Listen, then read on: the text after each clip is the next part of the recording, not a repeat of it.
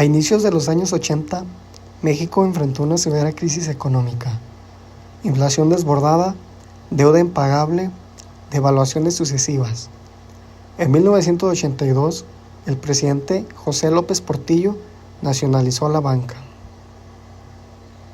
Soy responsable del timón, pero no de la tormenta. He expedido en consecuencia 2 decretos. Uno, que nacionaliza los bancos privados del país. A los desposeídos y marginados, a los que hace 6 años les pedí un perdón que he venido arrastrando como responsabilidad personal.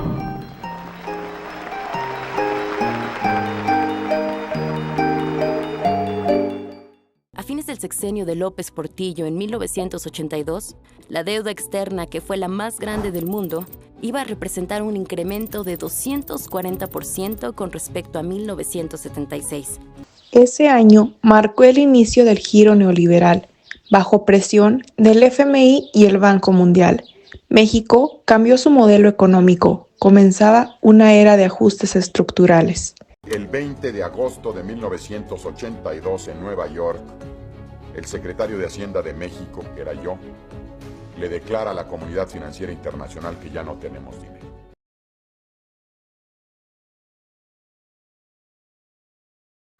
Miguel de la Madrid implementó políticas de austeridad, privatización y apertura comercial. En 1986, México ingresó al GATT.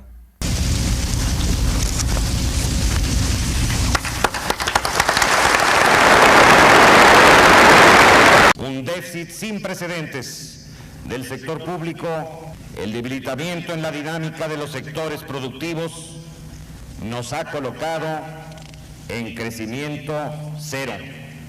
Tenemos una deuda externa pública y privada que alcanza una proporción desmesurada. En sintonía con las recomendaciones del Fondo Monetario Internacional, el gobierno de Miguel de la Madrid aumentó el IVA del 10 al 15%.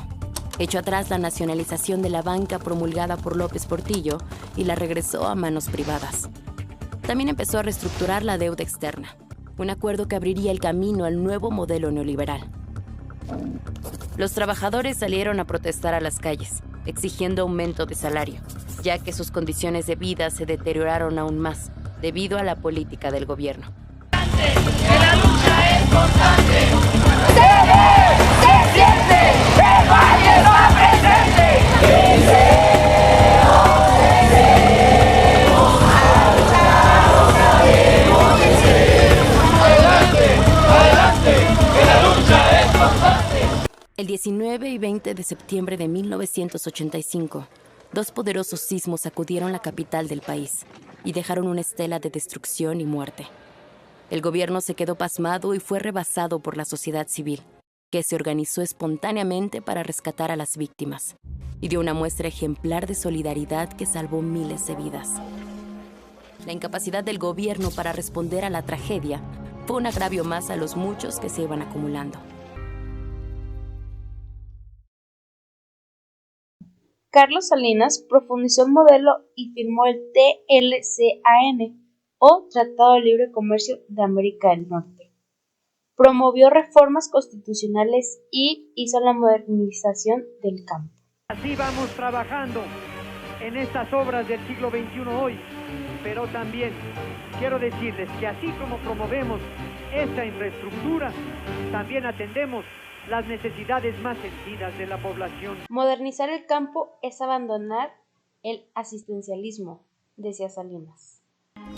Con el fin de alejar el fantasma del fraude en su elección y para recuperar el apoyo político, Salinas efectúa una reforma electoral que da a la luz un Código Federal de Instituciones y Procedimientos Electorales, y se crean el Instituto Federal Electoral y el Tribunal Federal Electoral. Y gracias a una reforma política se instauró la Comisión Nacional de Derechos Humanos, con lo que se atendía a una añeja demanda de organizaciones de la sociedad civil y comunidades indígenas. El país requería una devaluación, pero el presidente Salinas se negó a hacer ese ajuste. Lo peor de todo es que esos fracasos fueron pagados por el pueblo.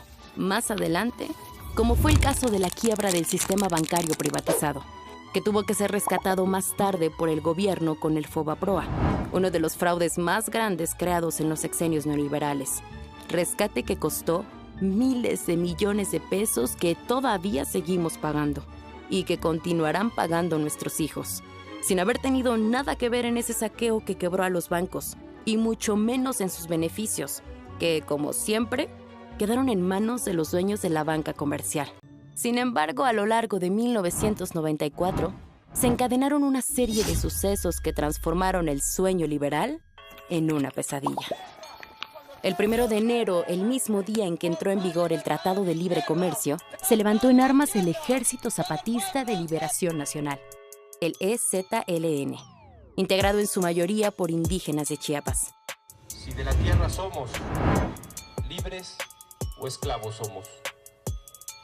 Cuando vivimos, es la tierra nuestro alimento, y cuando morimos, alimentamos nosotros a la tierra. La tierra nuestra es esa la que llaman tierra de nadie.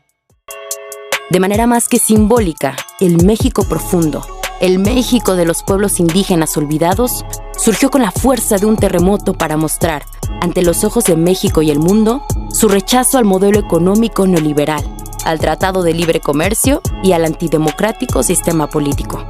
Al final del sexenio de Carlos Salinas, el país que había tratado de inventar siguiendo el sueño neoliberal empezó a resquebrajarse y entró en crisis. La preponderancia neoliberal en México ya nunca sería la misma. La confianza de empresarios e inversionistas perdió fuerza.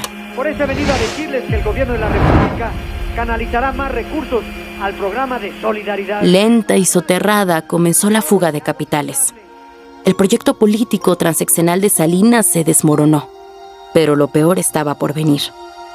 Días después de haber entregado la banda presidencial a Ernesto Zedillo, estalló una crisis económica de efectos devastadores, similar a la de 1976 y 1982. El economista alemán Rudi Dornbusch señaló: la responsabilidad es totalmente del expresidente Carlos Salinas y su obsesiva preocupación por la inflación. Las reservas bajaron hasta niveles inmanejables. Las deudas se dolarizaron. Los vencimientos se acortaron. Había que seguir tocando la música para que nadie se diera cuenta de que el emperador estaba desnudo. Naturalmente, todas las medidas que trataron de prolongar un año más una estrategia moribunda ayudan a entender la severidad de la crisis que siguió. Y Salinas, quien aspiraba a pasar a la historia como el gran modernizador de México, tuvo que huir del país. La sombra de la corrupción lo ha perseguido desde entonces. El segundo gobierno neoliberal resultó un gran fracaso.